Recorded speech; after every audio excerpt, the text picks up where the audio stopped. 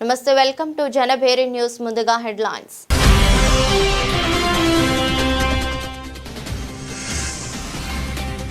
December 1, 2 తేదీల్లో ముంబైలో పర్యటించనున్న మంత్రి కందుల దుర్గేష్.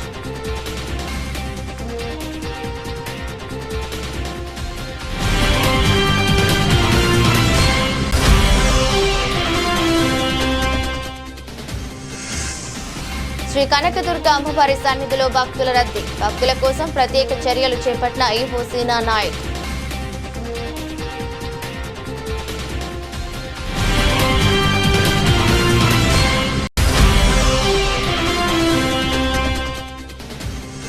గుడివాడలో సందడి వాతావరణంలో గుడివాడ సైక్లోథాన్ 2025 సైకిల్ ర్యాలీ. వేలాదిగా పాల్గొన్న విద్యార్థులు, యువత.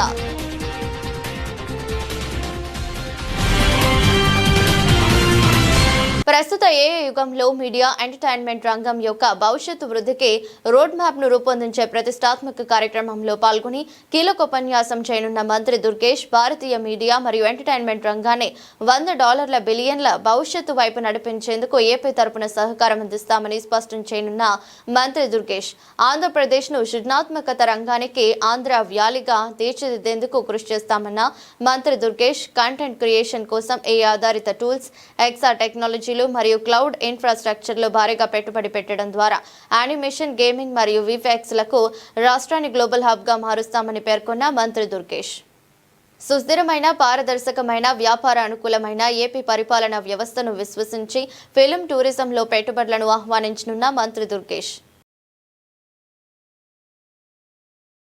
సెలవు దినం కావడంతో అయ్యప్ప భక్తులు, భవానీ భక్తులతో సహా 2 తెలుగు రాష్ట్రాల నుండి వేలాది మంది ఇంద్రకీలాద్రికి తరలి రావడంతో శ్రీ కనకదుర్గ అమ్మవారి సన్నిధి కిటకిటలాడింది. ఉదయం నుండే భక్తుల రద్దీ పెరగడంతో ఆలయ ఈవో సీనా నాయక్ స్వయంగా పర్యవేక్షించి సిబ్బందికి సూచనలు చేశారు. అన్ని వాహనాలు ఘాట్ రోడ్డు ఓం మలుపు వద్ద క్రమబద్ధీకరించారు. ట్రాఫిక్ ఇబ్బంది లేకుండా 1 టౌన్ పోలీసులు కుమ్మరిపాలెం సెంటర్ నుండి టోల్ గేట్ వరకు వాహనాల రోడ్డు పక్కన పార్కింగ్ చేయించారు. అటు ఘాట్ రోడ్ వైపు, ఇటు మా మండపం వైపు బ్యాటరీ వాహనాలలో ఉచితంగా వృద్ధులు, వికలాంగులు, చంటి బిడ్డల తల్లులను తరలించే ఏర్పాట్లపై భక్తులు హర్షం వ్యక్తం చేశారు. భక్తులందరికీ అనుసరించి $500 దర్శనం క్యూ లైన్లు క్రమబద్ధీకరించారు. అన్ని క్యూ లైన్లు వేగంగా నడిచేలా భక్తులకు వేగంగా దర్శనం కల్పించారు. మా మండపం దిగువన లిఫ్ట్ మార్గం వద్ద క్యూ లైన్లు పరిశీలన చేసి ప్రత్యామ్నాయ మార్గాలు ఏర్పాటు చేశారు. భద్రతా చర్యల్లో భాగంగా కాలేజ్ బ్యాగులు, లగేజీలతో ఆలయ క్యూ లైన్లలోకి ప్రవేశించిన భక్తులను సిబ్బంది వెనక్కి పంపారు. లగేజీ క్లాక్ రూమ్ లో భద్రపరుచుకోకుండా ఆలయం లోపలికి ప్రవేశిస్తున్న భక్తులను చూసి ఈవో సీనా నాయక్ సిబ్బందిని అలర్ట్ చేశారు. ఆర్జిత సేవలైన సూర్యోపాసన, చండీ హోమం, లక్ష కుంకుమార్చన తదితర సేవలలో భక్తులు పెద్ద ఎత్తున పాల్గొన్నారు. ఉచిత ప్రసాదం, అన్న ప్రసాదం భక్తులకు అందేలా ఆలయ అధికారులు తీసుకున్నారు.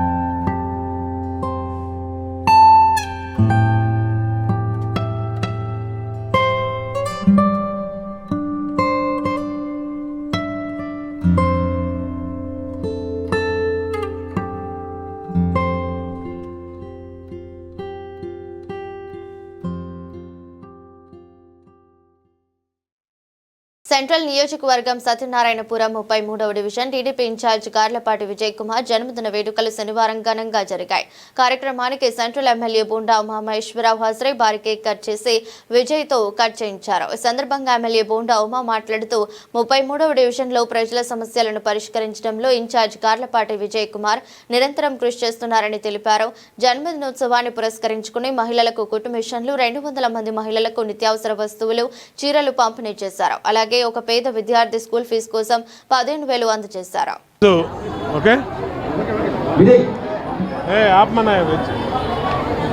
33వ division Satyanarayanapuram division party in-charge బ్రాహ్మణ సామాజిక వర్గ సీనియర్ నాయకుడు మా సోదరుడు గార్లపాటి విజయ్ కుమార్ పుట్టినరోజు సందర్భంగా సత్యనారాయణపురం కాశీ విశ్వేశ్వర స్వామి దేవస్థానం కళ్యాణ మండపంలో ఈరోజు పలు సేవా కార్యక్రమాలు నిర్వహించడం జరిగింది. పుట్టినరోజు అనేది ఇంట్లో కేక్ కోసుకొని ఇంట్లో సంబరం చేసుకోవడం కాకుండా ఇవాళ ప్రజల మధ్య సేవా కార్యక్రమాలు దాదాపు 200 మందికి చీరలు, అలాగే నిత్యావసర సరుకులు, అలాగే కుట్టు మిషన్లు కావాలనుకున్న మా మహిళా సోదరీమణులకి కుట్టు మిషన్లు ఇవ్వటం అనేది సంతోషం. తెలుగుదేశం పార్టీలో మా పార్టీ అధ్యక్షుడు నారా చంద్రబాబు నాయుడు కానీ, అలాగే లోకేష్ కానీ, ఎన్టీ రామారావు కానీ వీళ్ళందరి పుట్టినరోజు కార్యక్రమాలని సేవా కార్యక్రమాలుగా చేయటం అనేది ఆనవాయితీ. అలాగే మా డివిజన్ పార్టీ నాయకులు మరి నా పుట్టినరోజు కానీ, పార్లమెంట్ సభ్యుల పుట్టినరోజు కానీ అందరూ కూడా సేవా కార్యక్రమాలుగా మలుస్తాం. ఈ ఆనవాయితీ ఉంది. ఈరోజు గార్లపాటి విజయ్ కుమార్ పుట్టినరోజు సందర్భంగా ఈ సేవా కార్యక్రమాలు చేస్తున్నందుకు ఆయన అభినందిస్తూ ఉన్నాం. ఆయనకి ఆ భగవంతుడు నిండు 100 ఏళ్ళ ఆరోగ్యాలతో ఈ డివిజన్లో మరిన్ని సేవా కార్యక్రమాలు చేసే అవకాశం కూడా కల్పించే విధంగా ఆశీర్వదించమని కోరుకుంటాం. నా జన్మదినోత్సవం సందర్భంగా ఏదైతే తెలుగుదేశం పార్టీ క్రమశిక్షణగా మారుపేరుగా నిలిచిన సందర్భంగా ఆ యొక్క ఆదేశాలను వణికిపుచ్చుకొని పార్టీ యొక్క క్రమశిక్షణని వంటబట్టించుకొని పార్టీ అంటే బర్త్డే పార్టీ అంటే కేవలం కేకులు కట్ చేసుకునే మన నలుగురు కుటుంబ సభ్యులే జన్మదినోత్సవం జరుపుకోవడం కాదు. అది రాష్ట్ర ప్రభుత్వం ప్రవేశపెట్టిన P4 పథకంలో భాగంగా దాన్ని తీసుకొచ్చి నా జన్మదినోత్సవం సందర్భంగా మా బోండా ఉమామహేశ్వరరావు గారి ఆదేశాల మేరకు ఈరోజు ఒక 5 మహిళలకు స్వయం ఉపాధి కొంత కుట్టు మిషన్లు ఇవ్వడం జరుగుతోంది. అలాగే ఒక 15 మంది ఆడపడుచులకు నిత్యావసర వస్తువులు అందజేయడం జరిగింది. అలాగే ఒక 200 మంది మహిళలకు చీరలు పంపిణీ చేయడం జరిగింది. అలాగే ఒక కాలేజీ విద్యార్థికి 15,000 రూపాయలు ఫీజు అందజేయడం జరిగింది. ఇవన్నీ కూడా నా జన్మదినోత్సవం సందర్భంగా ఇవ్వడం జరుగుతోంది. మరి ఈ డివిజన్ అంటే మన గౌరవ ఎమ్మెల్యే శ్రీ బోండా ఉమామహేశ్వరరావు గారికి ప్రత్యేకమైన ఒక అభిప్రాయం, ప్రేమ అన్నీ ఉన్నాయి. అందులో భాగంగా ఈరోజు ఈ డివిజన్లో మేము కార్యక్రమాలు చేసి డివిజన్లో ప్రజలకి అందరికీ కూడా నా యొక్క జన్మదినోత్సవం సందర్భంగా వచ్చిన సందర్భంగా వాళ్ళందరికీ హృదయపూర్వక ధన్యవాదాలు తెలియజేస్తూ, అలాగే వచ్చిన పెద్దలందరికీ కూడా అభినందనలు తెలియజేస్తూ హృదయపూర్వక నమస్కారాలు తెలియజేసుకుంటున్నాను. గుడివాడ ఎన్టీఆర్ స్టేడియం కమిటీ మరియు ఇండియన్ మెడికల్ అసోసియేషన్ ఆధ్వర్యంలో డ్రగ్స్ వద్దు బ్రో, సైకిల్ తొక్కు బ్రో నాదంతో గుడివాడ సైక్లోథాన్ 2025 సైకిల్ ర్యాలీ ఆదివారం ఉదయం గుడివాడలో సందడి వాతావరణంలో జరిగింది. ర్యాలీలో వేలాదిగా పాల్గొన్న విద్యార్థులు యువతతో కలిసి Eagle team IG RK Ravikrishna, Gudivada MLA Venugandla Ramu, Sukhada దంపతులు, ఎస్పీ విద్యాసాగర్ నాయుడు, పలు అధికార ప్రముఖులు సైకిల్ తొక్కుతూ ఉత్సాహంగా పాల్గొన్నారు. కార్యక్రమంలో ఇండియన్ మెడికల్ అసోసియేషన్ అధ్యక్షుడు doctor Maganti Srinivas, NTR stadium committee సంయుక్త కార్యదర్శి Kilarapu Rangaprasad, Buragadda Srikanth, Davuluri Surendrababu, Eagle team IPS Maheshwar Raju, Machilipatnam DSP Raja, IMA పెద్దలు doctor Potluri Vamsi, Gudivada Janasena in-charge Buragadda Srikanth, Gudivada BJP convener Davuluri Surendrababu, TDP నాయకులు చేకూరు జగన్మోహన్ రావు, లింగం ప్రసాద్, టీం వెనుగండ్ల సభ్యులు, పలు స్వచ్ఛంద సామాజిక సంస్థల పెద్దలు, ఐఎంఏ వైద్యులు, సైకిల్ క్లబ్ సభ్యులు, వేలాదిగా విద్యార్థులు పాల్గొన్నారు.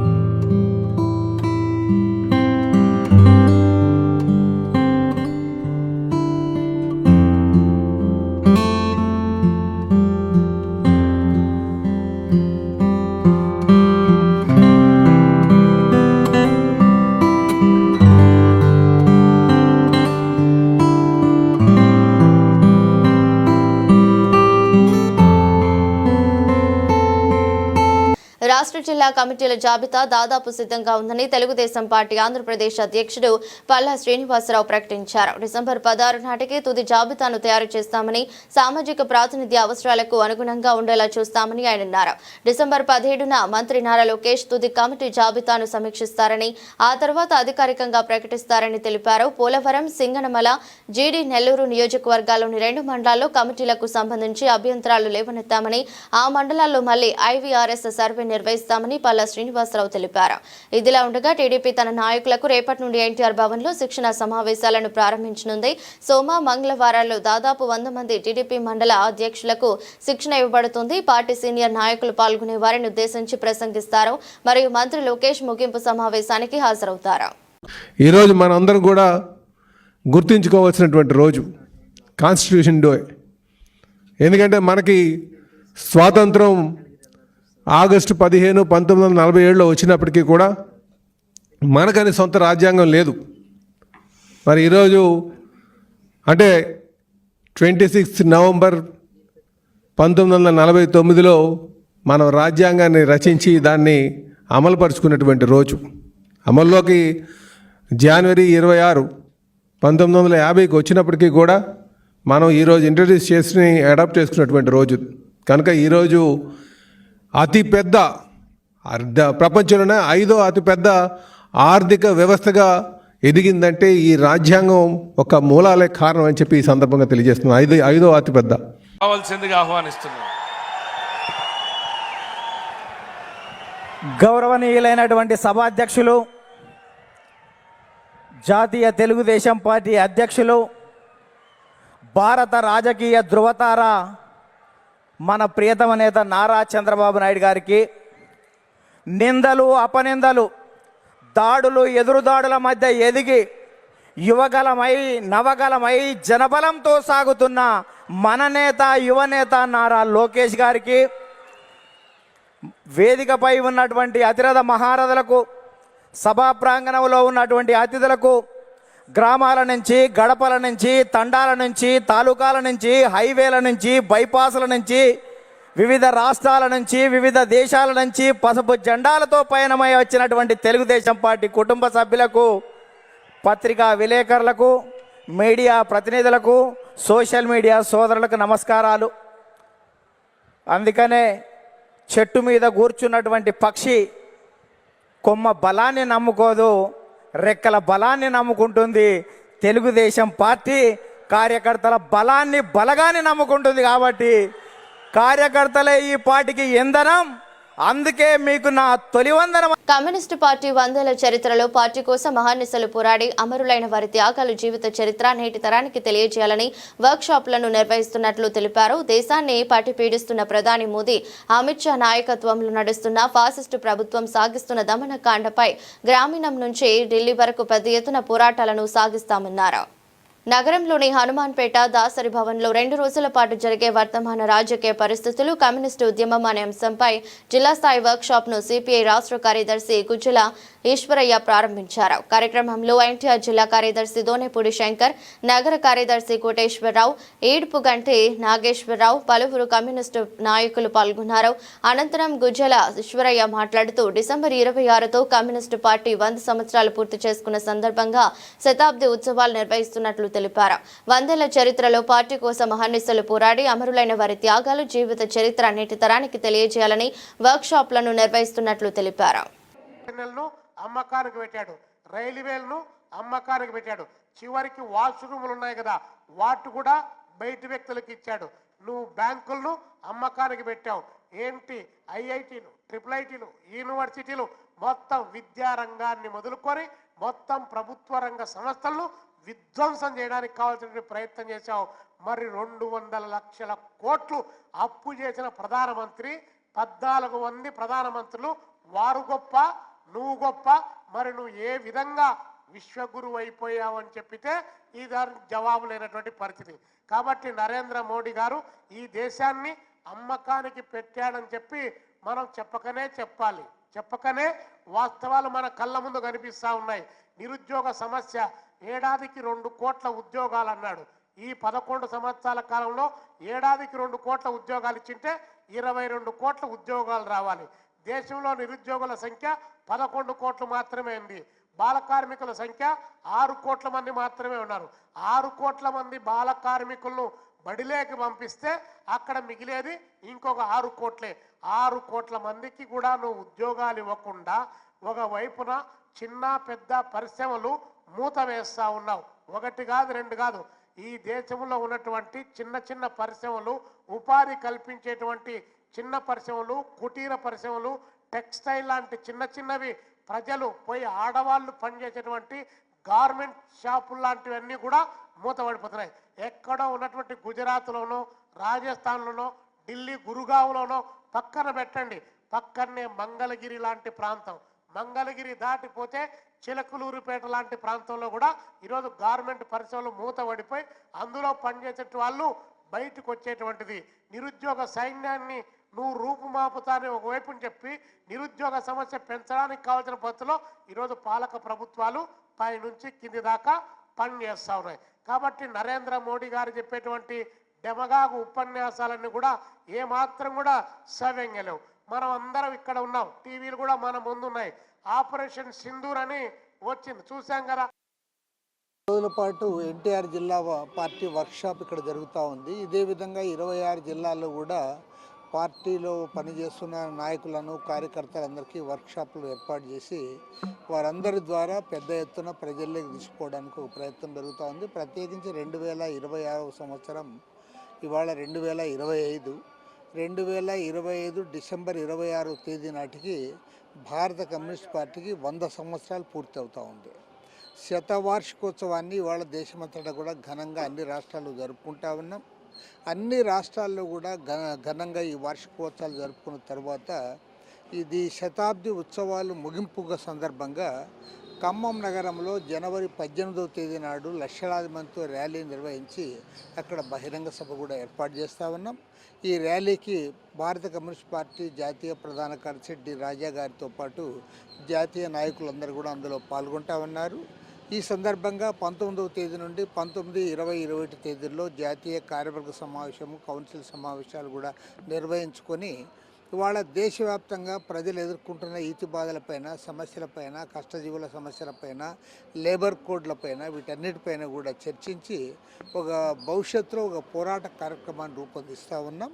అందుకోసం ఖమ్మం నగరంలో జనవరి నెలలో జరుగుతున్న ఈ సమావేశాలకు ఎనలేని ప్రాధాన్యత ఉందని కూడా ఈ సందర్భంగా మనవి చేస్తూ ఉన్నాం. ఓకే, భారత కమ్యూనిస్టు పార్టీ శతవసంతాల ముగింపు సందర్భంగా ఎన్టీఆర్ జిల్లా కమ్యూనిస్టు సమితి 2 రోజులుగా వర్క్షాప్ నిర్వహిస్తున్నాం. ఈ వర్క్షాప్ యొక్క ప్రధాన లక్ష్యం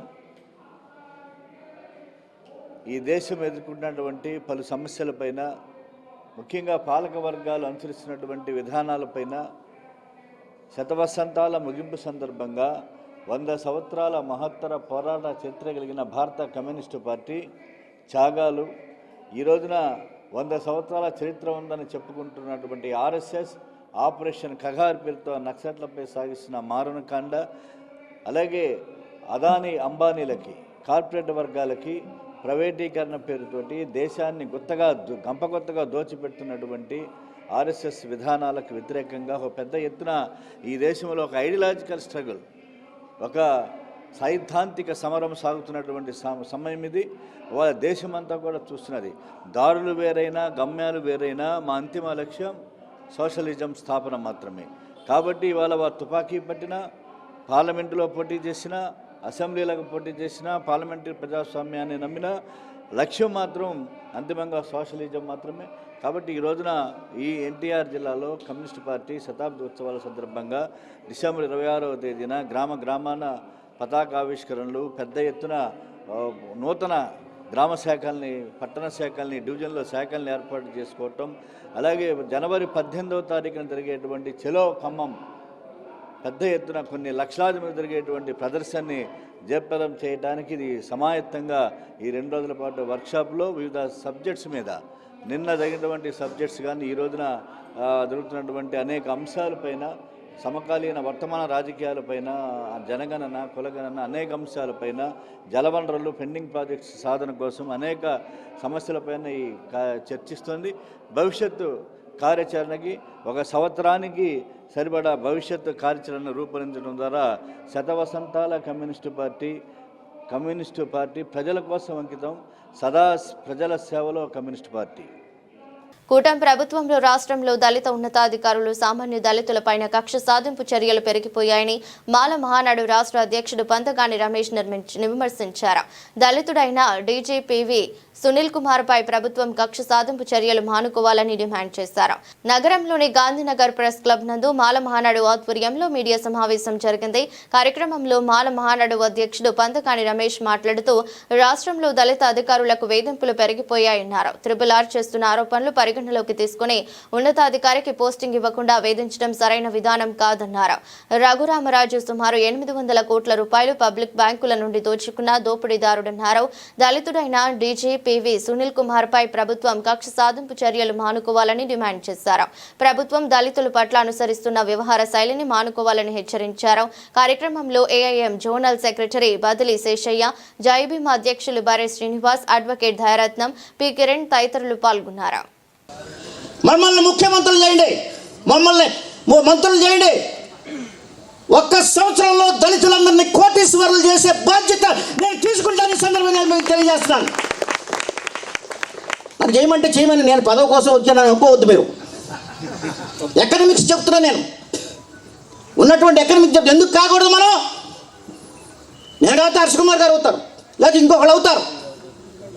కానీ అవ్వాలి. అయినప్పుడే వ్యవస్థ మారుతుంది. అయినప్పుడే మనం ముందుకు అడుగు వేయగలం. పాత విధానాలను వదిలిపెట్టండి. కొత్త ఆంధ్రప్రదేశ్, కొత్త రాజకీయ విధానం, కొత్త ఆలోచన విధానం, కొత్త స్ఫూర్తి, అంబేద్కర్ ఆలోచన విధానాన్ని ప్రజల్లోకి తీసుకెళ్తూ జై భీమ్ నినాదాలతో మారు మోగాలని చెప్పి మీ అందరికీ తెలియజేస్తూ, ఈ అవకాశం ఇచ్చినటువంటి మాల యువత అందరికీ కూడా మీ యొక్క ధన్యవాదాలు తెలియజేస్తూ జై భీమ్. అందరికీ నమస్కారం. ఈరోజు విజయవాడ రూరల్ మండలం నున్న గ్రామంలో ఎంతో అట్టహాసంగా అంటే మాల యువత ఆంధ్రప్రదేశ్ వారి ఆధ్వర్యంలో వారి తరపున అందరూ ముందుకొచ్చి మాల ఆత్మీయులు అనేది జరిగింది. ఈ సందర్భంగా ఈ కార్యక్రమంలో రాష్ట్రం నలుమూలల నుంచి వచ్చిన మా మాల కుటుంబ సభ్యులకు, మా మాల రక్త సంబంధులకు ధన్యవాదాలు తెలియజేసుకుంటున్నాం.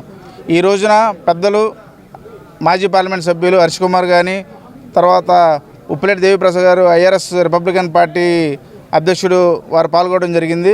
యువతను సందేశించి మరియు మన మాల కుటుంబం యొక్క ప్రయోజనాలు, మాల జాతి యొక్క విశిష్టత, ఆవశ్యకతలు ఏం కావాలనేది వారు దిశానిర్దేశం తెలియజేయడం జరిగింది.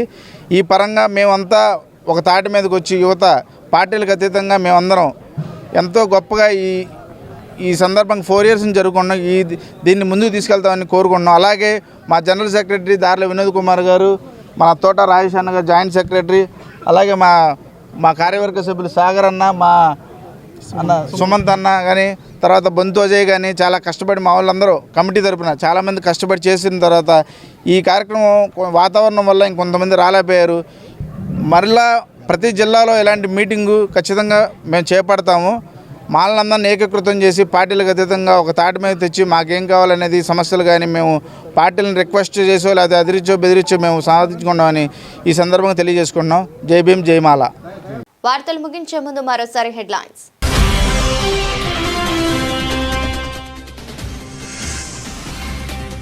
డిసెంబర్ 1, 2 తేదీల్లో ముంబైలో పర్యటించనున్న మంత్రి కందుల దుర్గేష్.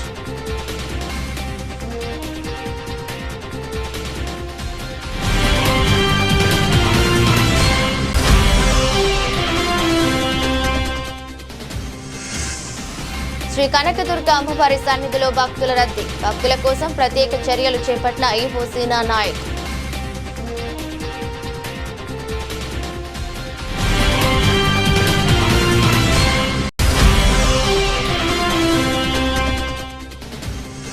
గుడివాడలో సందడి వాతావరణంలో గుడివాడ సైక్లోథాన్ 2025 సైకిల్ ర్యాలీ. వేలాదిగా పాల్గొన్న విద్యార్థులు, యువత.